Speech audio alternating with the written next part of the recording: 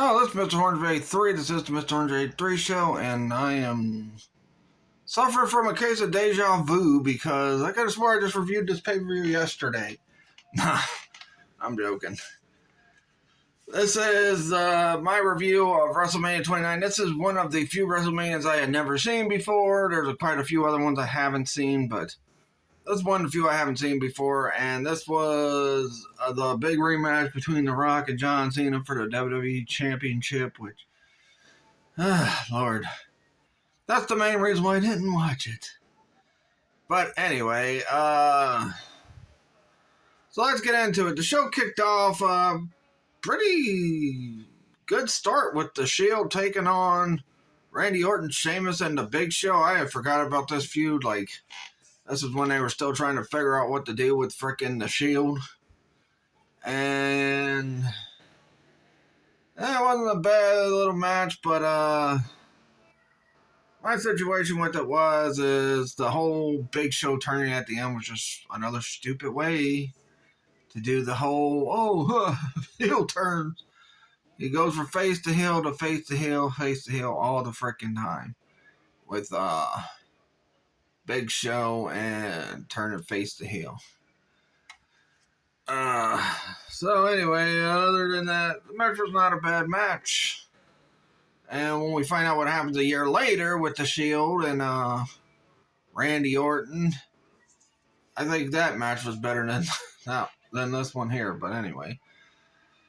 Alright, so before I move on any further, I forgot to mention Randy Orton had a match at yesterday's WrestleMania, which I reviewed, which was WrestleMania 28, which was once in a lifetime. He had a nothing match against Kane. I also forgot to mention how stupid it was that right before the main event, they had that stupid Brodus Clay Call My Mama frickin' thing go on right before the main event.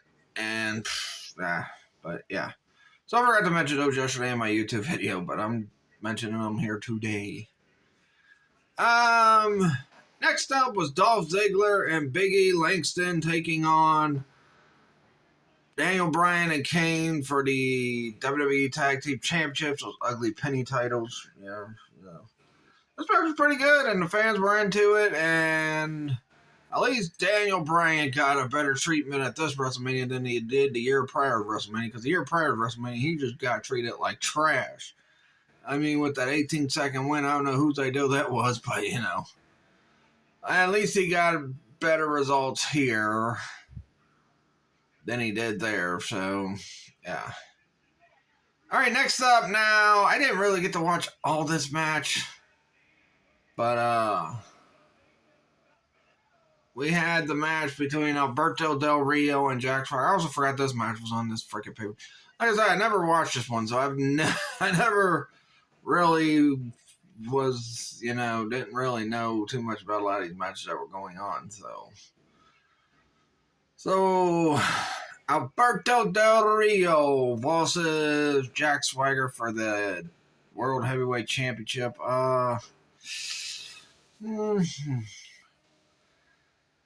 I don't know what to say. I believe Del Rio won. Oh, by the way, Daniel Bryan and Kane won, so yeah. I believe Alberto won and retained the title because he lost. Yeah, he did. He won, but then he retained the title, but then he lost it the next night on that Raw, which isn't he supposed to be the SmackDown champion, but yet he's on Raw. I don't know. Anyway, Del Rio retained. Like I said, I didn't really get to watch all this match because I was busy doing something at the time. And, this is a match that probably missed another match that might have been on this show. I don't know how long that match went. But, yeah. Del Rio retains, loses it the next night to Ziggler. And it would have been interesting if they would have just had Ziggler just freaking cash in after Del Rio beat Swagger. But, you wouldn't get a WrestleMania Money in the Bank cash until 2 years later. Which was crazy. Then, next up, we had the best match of the show, which was Undertaker versus CM Punk. This match was great. It was fantastic. Good storytelling. Undertaker and Punk just going at it. And, they had a kind of a rivalry before this where they fought for the World Heavyweight title before Undertaker became a part-timer. And that was a good rivalry, too. But, yeah. Undertaker beating CM Punk in a very good match. The best match on this show. Because the rest of the show wasn't really that great. I mean, Bryan and Kane against Ziggler and Big E was okay. And, opening match was okay. But I don't know. Anyway. So... Undertaker did win to continue his streak because, the following year he was going to lose his streak to Undertaker. I think CM Punk should have been the one to end the streak. Or, something like that. But they wanted to do Brock Lesnar, which we all know what that led to. So, yeah, anyway. In fact, last year, the WrestleMania I did yesterday, this was like the WrestleMania before Brock came back, so yeah. Then next up, we had a concert by Sean Diddy Combs, whatever his freaking name is. And I didn't mention it yesterday when he introduced that band that was singing for Cena. But I wonder if he shot up any clubs in that before he went to WrestleMania. I wonder if he shot up any clubs before he went to WrestleMania in the year prior. Who knows? But he did start out. He started singing some of his classics like "Mo Money, Mo Problems," and then I think he was singing "Hypnotize." And he didn't really sing it, but they were playing the beat for "Hypnotize." And then he sung his song, "I'm coming home, I'm coming home, I'm coming." That song is so annoying. Even when they were building this freaking WrestleMania, I'm like, oh, God. I know, yeah, they went back to New York. WrestleMania went back to New York, the place where WrestleMania started, which was WrestleMania 1, 1985, which, Diddy brung up in that freaking concert. He's like, yeah, this started in 85, right here in New York. Which, in fact, they got it right here on Peacock. But... yeah, Brock Lesnar Triple H, I thought it wasn't a bad match. I mean, a lot of people crapped on the match. I thought it wasn't that bad. I mean, the story they were telling, how Brock was being an unstoppable beast, and he was just tearing through everybody at the time. Well, except for John Cena, because he did lose to John Cena at the pay-per-view after WrestleMania 28. But, so they were building up how he's a beast. He's breaking everybody's arms. He's doing this. He's doing that. He's doing all this other crap. And then,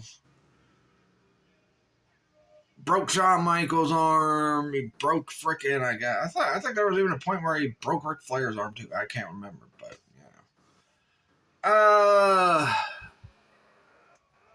but yeah, I thought it was not a bad match. Triple H did get the win. Of course, you knew Triple H was going to win because when you put a career on the line, I mean, it's pretty much, matches like that are always predictable because when a career is on the line, unless you're Ric Flair, when a career is on the line, you're not going to lose. And, maybe that would have been a good spot for Triple H to lose and retire, but, who knows. But wasn't a bad match. Triple H won. And, it proves that Triple H was better than Brock. Ruthless aggression. No, I'm kidding. Anyway, speaking of which, if I ain't able to get that wrestling game tomorrow, I'm going to be doing a video talking about talking about what could have been the pillars in the ruthless aggression era. If I don't get that. And I might talk about a few other things, but I'm going to talk about that first. So after Triple H beats Brock, we go to the main event, which was The Rock taking on John Cena for the WWE. Well, no, first it was a Hall of Fame class. And I had said I forgot which Hall of Fame class it was. I didn't realize this was the one they put Mick Foley in, Bruno Sammartino, and frickin' Bob Backlund, which I'm like, man, why didn't they put Bob Backlund in the Hall of Fame sooner? This guy was a legend. In the 90s, when he came back to wrestle and took the belt for Bret Hart, he was already a legend. And they wait till now, or not now, as in now, but at that time, they waited till then to put him in the Hall of Fame. I was like, man, that's crazy. And Bruno Sammartino, I mean, one of the greatest WWF champions ever. and he just got in the Hall of Fame in 2013 as well.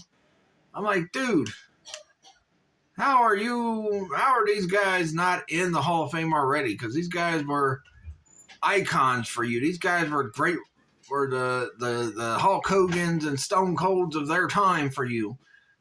And in fact, they had to make Backlund lose to Iron Sheik to transition from the Backlund and Bruno Sammartino era to the Hulk Hogan era. Now, also Booker T got put in Hall of Fame with Trish Stratus, and at that Hall of Fame, she announced she was going to give birth to or bring a little Stratus faction. Yeah, that was my kid. No, I'm kidding. I'm kidding. Yeah, she was going to bring a little Stratus faction into the world. I'm like, oh, well, so Trish Stratus, which I think she might have got put in there too soon, but, at that time it was too soon. Like, now would have been a good time to put her in instead of when she did, because, like, she was just fresh off of retiring. Like, what, 2 or 3 years before this pay-per-view? So, I don't know. But then again, when Edge retired, the next year, he's already in the Hall of Fame. But anyway, so then we got to the main event, which was John Cena versus The Rock for a championship match. And I didn't think the match they had at the first one was that great. I was just happy with the ending. This one was not that good either. I mean, none of these matches were good, and all they did was really do wrist holds and freaking try to keep doing their finishers right off the bat and freaking try to end the match as quick as they could. Now, apparently, I believe around this time there was rumors that Rock was injured, or Rock just didn't want to work too well for WWE because he's too worried about his movie career, whatever it was. It showed how bad this match was. Honestly, I think, with the story they were telling with Cena, I think they should have just built up the CM Punk thing. Like, CM Punk had that record reign that ended at the Royal Rumble. You could have still had The Rock face Punk for the title and have Rock lose. And then Punk goes on to take on Cena. And, Cena turns into the heel champion or whatever. And, they could have done it overturn. Punk could have went face and Cena could have went heel. But they didn't do that. They went with Rock Cena 2, which I guess was, they probably felt was a bigger match than CM Punk and John Cena. Which in some ways I guess it would be, but still, you had CM Punk, who had a great 2012 that started at the end of 2011, and you just run him in. Also, something else I wanted to talk about, too, before I finish my review of this, is I also forgot to mention Mark Henry was in that frickin' Team Johnny, Team Theodore frickin' match yesterday, and I'm thinking, man, wasn't he just a world champion not too long ago at that time, and now he's freaking in a match? Oh, yeah, that's another match, too. Ryback against Mark Henry. Mark Henry beat Ryback. So, it wasn't that much of a match. I forgot to. But as far as the Cena Rock, too, it wasn't that good. I didn't think the first one was that good, but, And Cena got his win, won the championship. I like how they gave The Rock a good send-off at the end of the show and all that. Good send-off, him and Cena shaking hands. He's raising Cena's hand, blah, blah, blah. But, that was a good send-off for The Rock. Cena even left the ring so Rock can tell the fans he loved them and all that stuff. And, so, yeah, I thought it was a great send-off for The Rock. But, the fact they lost to Cena was just really what irritated me because like I said, I've never been a big Cena fan, but I have been a big fan of The Rock over the years. I mean, I was one of the happiest people in the world when they brought The Rock back.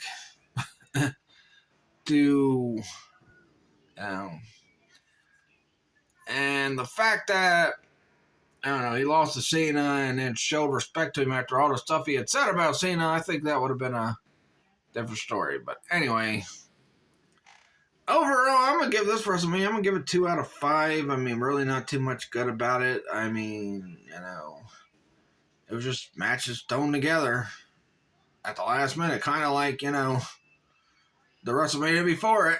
And the one focus was the big Cena Rock match. I mean, yeah, you had Undertaker and Punk, but it didn't feel like they were making ass. But, oh, yeah, I also forgot to mention Jericho wrestled Fandango, where he lost to Fandango in this match. That match wasn't a bad match either, you know, but it wasn't great either. So I give this one 2 out of 5.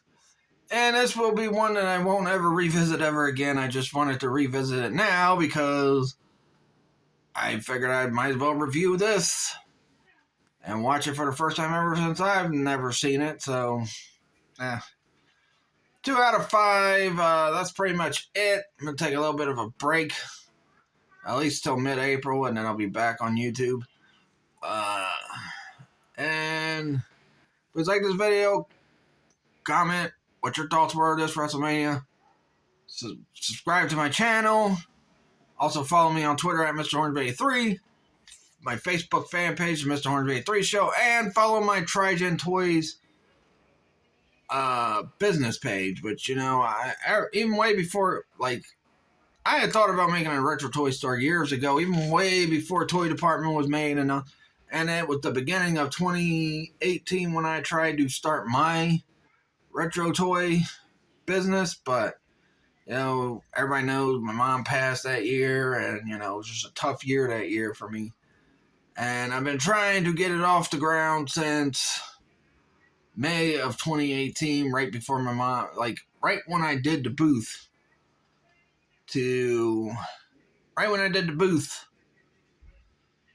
at the flea market, which was Richwood. My mom got sick, and then not too long after that, my mom was gone from this world. So, yeah, so it was a pretty tough year, 2018. But yeah, I've been working on getting Trigen to be a thing, especially in my area because the other retro places are way down in Kentucky, like Lexington or Louisville, or even further down in Kentucky. And then all the other places are in Ohio, like Toy Department and all the other toy places that are freaking way down in Ohio. But anyway, that'll do it. Like I said, please like this video, subscribe for more. Leave a comment on your thoughts on WrestleMania 29, once in a lifetime, aka twice in a lifetime, or as I just called it, deja vu. But let me know, and catch you guys later. And like I said, I'm taking a mini break until mid-April, so catch you guys later, and peace out.